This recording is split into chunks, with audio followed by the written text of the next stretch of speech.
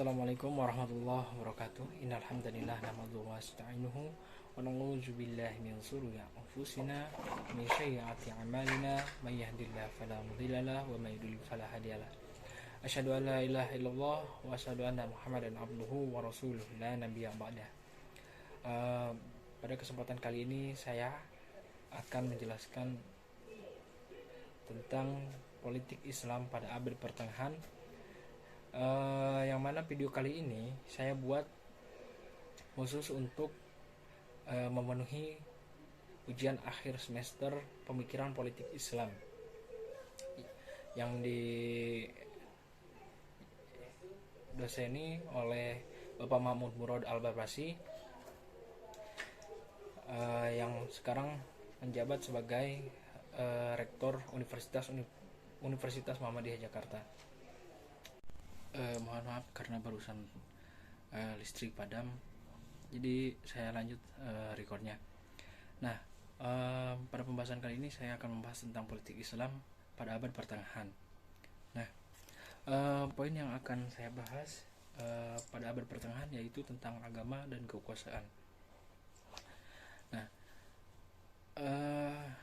tentunya agama dan kekuasaan itu saling memiliki keterkaitan yang sangat kuat. Nah, integrasi agama dan politik di dalam Islam merupakan fakta yang tidak harus dipersoalkan, karena agama dan politik merupakan dua fenomena yang senantiasa hidup di tengah-tengah masyarakat. Nah, pada abad pertengahan maupun bahkan pada abad klasik, keberadaan agama dan politik di dunia Islam tidak pernah dipersoalkan, karena politik pada dasarnya memiliki keterkaitan yang sangat kuat dengan aktivitas bagaimana mengatur atau mengelola kehidupan orang banyak agar tercipta kehidupan damai, tentram, sejahtera, dan sebagainya. Intinya bahwa politik adalah aktivitas sosial masyarakat, dan untuk mencapai keberhasilan menata kehidupan umat atau masyarakat tersebut secara efektif diperlukan otoritas kekuasaan. Dengan kekuasaan dan kewenangan yang ada, seorang penguasa dapat memaksa masyarakatnya untuk patuh pada aturan atau undang-undang. Nah, Ibnu Taimiyah juga merupakan salah seorang pemikir Islam yang ternama. Selain ahli dalam bidang hukum, dia juga membangun pemikiran sosial politiknya berdasarkan agama. Nah, Ibnu Taimiyah berpendapat bahwa agama dan negara saling memerlukan dan ada hubungan simbiosis mutualis antara kedua hal tersebut. Tanpa kekuasaan, agama berada dalam bahaya. Tanpa agama yang dihayati dan diamalkan, negara akan menjadi sebuah organisasi masyarakat yang tirani. Nah, Ibnu Khaldun juga yang merupakan seorang pemikir Muslim dan pembangun sosiologi adab abad tengah, sosiologi abad tengah, dalam konteks memperkuat kestabilan negara, berpendapat bahwa organisasi kemasyarakatan secara alami adalah suatu kemestian bagi manusia. Tanpa organisasi kemasyarakatan, eksistensi mereka tidak akan sempurna. Sebagaimana yang dikehendaki Allah menjadikan mereka sebagai khalifahnya di muka bumi ini.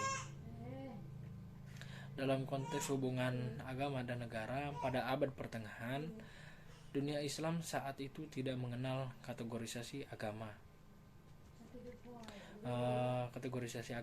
dan juga politik, karena agama menjadi sumber aturan dan etika, sementara politik sebagai ekspresi aktivitas kehidupan umat atau masyarakat, di mana agama menjadi referensi dalam menuangkan kebijakan politik. Tetapi di era kontemporer dan modern muncul pandangan mengenai hubungan antara agama dan negara, sehingga kemudian mengarah pada terjadinya kategorisasi agama dan negara sebagai entitas yang berbeda posisi. Agama diposisikan sebagai urusan privat atau individu, sementara negara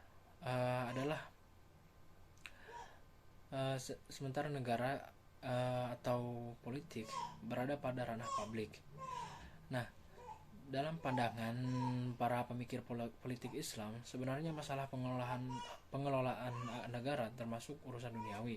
Sementara aturan-aturan yang ada di dalam Al-Quran bersifat umum. Oleh karena itu, permasalahan negara termasuk wilayah ijtihadiyah merupakan tugas para cendekiawan muslim.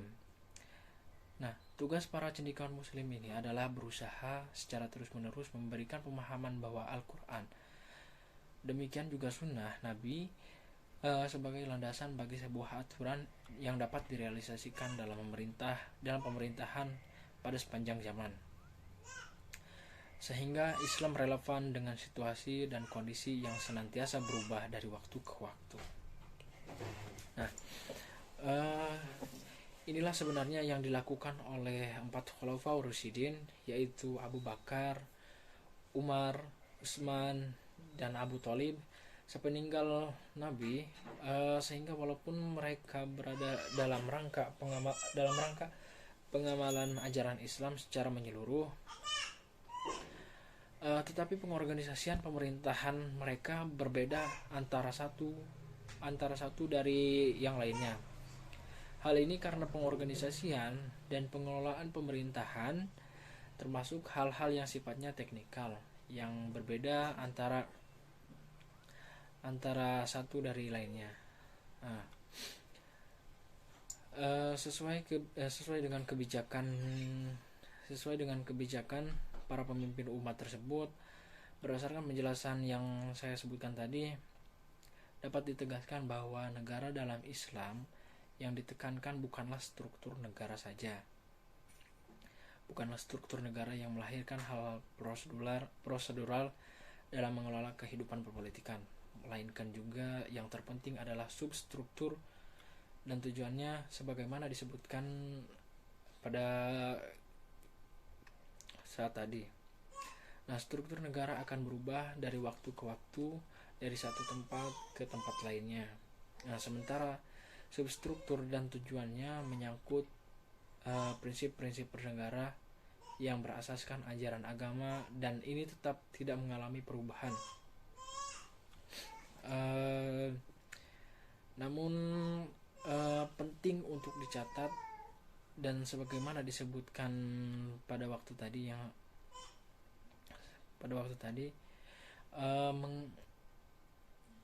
bahwa Al-Quran mengandung nilai-nilai ajaran yang bersifat etis mengenai aktivitas sosial umat Islam. Ajaran Al-Quran meliputi prinsip-prinsip keadilan, persamaan, persaudaraan, musyawarah dan sebagainya. Al-Quran maupun sunnah Nabi tidak menetapkan sistem politik dalam bentuk legal formal negara yang ideal. Islam yang berdasarkan Al-Quran dan sunnah Nabi yang sahih hanya menyediakan seperangkat nilai etis yang dapat dijadikan rujukan penyelenggaraan negara. Nah, seperangkat nilai etis ini secara umum tidak secara rinci dan khusus yang barangkali sejalan dengan prinsip demokrasi di era modern dan kontemporer.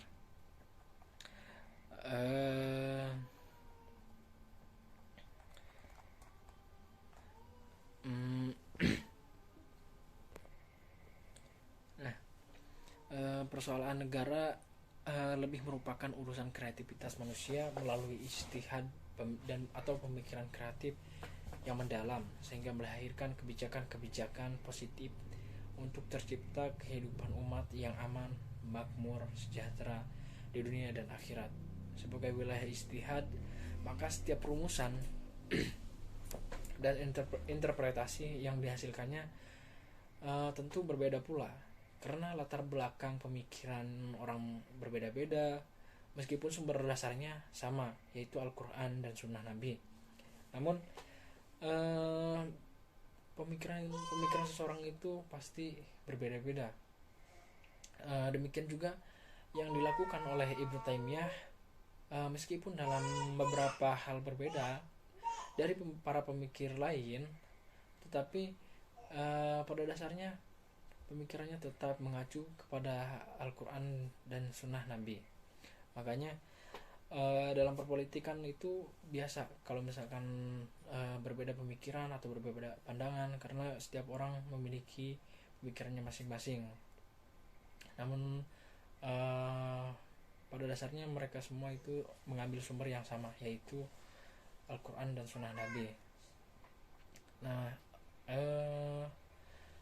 mungkin itu saja yang bisa saya sampaikan pada kesempatan kali ini dalam rangka memenuhi ujian akhir semester mata kuliah Pemikiran Politik Islam.